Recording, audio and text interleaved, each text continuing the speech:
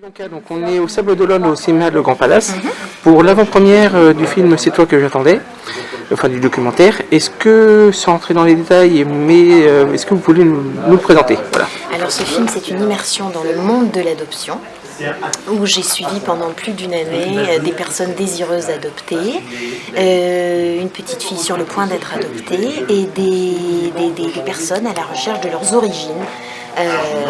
Pour savoir quels étaient leurs géniteurs. Pardon. Alors justement, oui, donc ça parle de l'adoption dans tous les sens du terme, parce qu'on retrouve deux couples hétéros, un homme qui recherche sa mère biologique, oui.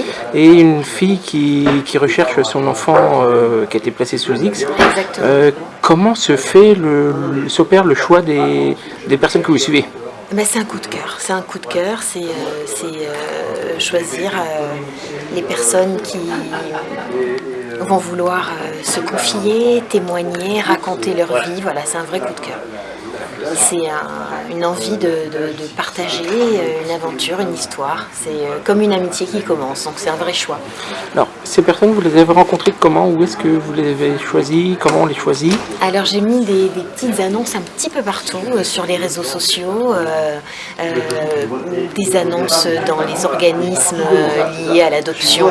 J'ai mis des annonces, j'ai suivi des hashtags sur Internet, des hashtags Nés sous X, des hashtags associations, adoption, etc.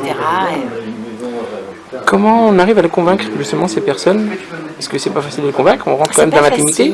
Ouais, c'est pas facile parce qu'on rentre dans l'intimité. En fait, c'est la confiance, leur donner envie de se confier sans inquiétude, sans souci, de se livrer, vraiment d'être dans la paix. Et justement, vous rentrez dans l'intimité, est-ce que vous avez gardé des liens avec ces personnes depuis? Oui, j'ai gardé des liens avec eux et on est devenus très soudés, très amis, avec une vraie envie de partager. Le tournage a duré combien de temps? Presque une année. Et il a été tourné quand du coup? Il a été tourné il y a 2 ans avec le Covid, du coup. Ça s'est passé. Vous avez aussi tourné avant le Covid. Avant le Covid. Vous avez de la chance d'être passé avant, quoi. Ouais. Donc là, on est là pour parler de ce film, mais moi j'ai vu un autre film aussi à La Rochelle, J'irai au bout de mes rêves. Oh voilà. Mais déjà, est-ce que vous voulez nous en parler un petit peu de ce film avec Guillaume de Tonquédec? Parce qu'on est au cinéma Le Grand Palace, il y a une salle Guillaume de Tonquédec. Et avec Samuel Alain Bidbol, qui sera le parrain du Téléthon Vendée. Bravo, ça c'est formidable. C'était une envie, j'avais fait un succès sur M6 avec un film qui s'appelait Apprendre à t'aimer.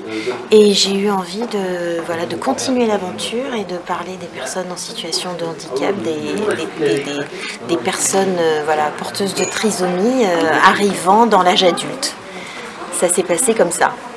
Il y a un autre film aussi que vous avez tourné récemment, oui. Avec Théo Curin. Avec Théo Curin. Voilà, lui aussi, est-ce que vous pouvez nous en parler? Parce que Théo Curin, il faut dire qu'il a fait l'Alpha Ironman au Sable d'Olonne en 2020. Ah oui, alors je viens de tourner un film pour TF1 qui s'appelle Andy Gang, avec Théo Curin, qui est un champion de natation, qui est sans bras, sans jambes, et qui est épatant, et qui est surtout un super acteur, et qui joue dans mon film, et qui joue le fils d'Alessandra Sublet. Est-ce que vous avez un petit mot, parce que c'est pas la première fois que vous venez ici, au cinéma Le Grand Palace? Est-ce que vous avez un mot pour le cinéma et pour France de la Suisse? Je suis très très attachée au lieu, à François, à son travail, à son énergie, à sa disponibilité et à sa faculté de porter les projets comme il le fait et à porter les films comme il le fait. Moi, je suis très admirative de son travail. Et on est bien ici.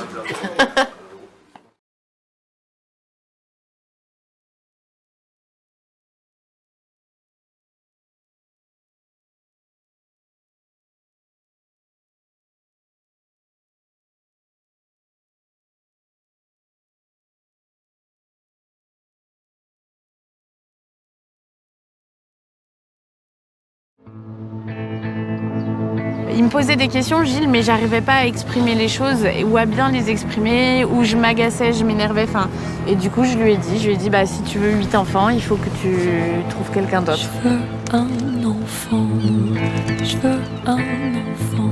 L'adoption, on vous l'a dit, c'est un des moyens de protection de l'enfance. Quelles sont nos chances d'aboutir? Je ne peux pas vous répondre.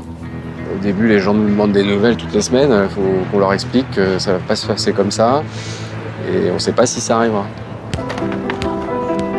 Dans ma jeunesse, on m'a souvent demandé t'es de quelle origine. Ça, j'ai jamais su y répondre.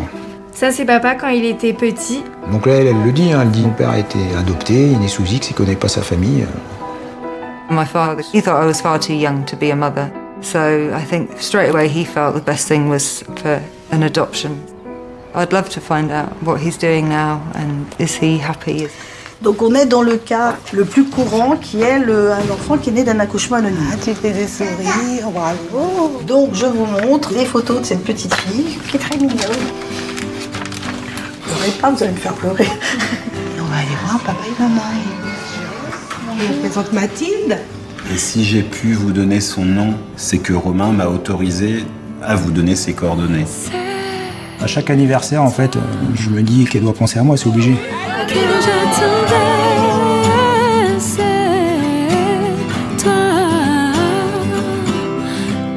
C'est vous mes parents, et c'est personne d'autre. Ah ben je suis contente de ça.